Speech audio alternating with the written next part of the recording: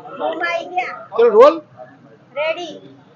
વિષ્ણુભાઈ, આજે આવેદનપત્ર પાઠવવામાં આવ્યું છે જિલ્લા કલેક્ટર કચેરી ખાતે. શું રજૂઆત છે, શું માંગ છે, શું બાબતે નારાજગી છે?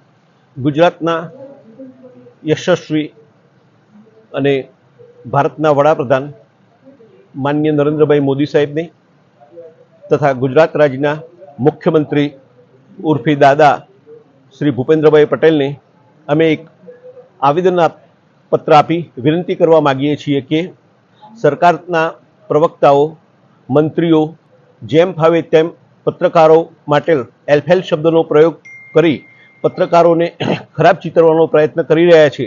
તેની સામે પત્રકાર એકતા પરિષદ ગુજરાત સખ્ત વિરોધ નોંધાવે છે અને આપના તરફથી એમને એવી સૂચના અને આદેશ આપવામાં આવે કે પત્રકારોને સાથે સન્માનજનક વર્તાવ કરવામાં આવે અને દરેક પત્રકાર તોડબાજ કે ખરાબ પ્રવૃત્તિ લેભાગુ વૃત્તિવાળો હોતો નથી.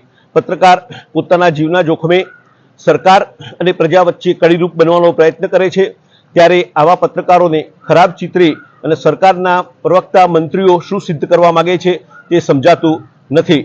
માટે અમે વડાપ્રધાનશ્રી અને મુખ્યમંત્રીશ્રીને વિનંતી કરીએ છીએ કે પત્રકારો સાથે સન્માનજનક વર્તન કરે તેવો તમે આદેશ અને સૂચના સરકારના પ્રવક્તા મંત્રીઓને આપો એવી અમારી માંગ છે.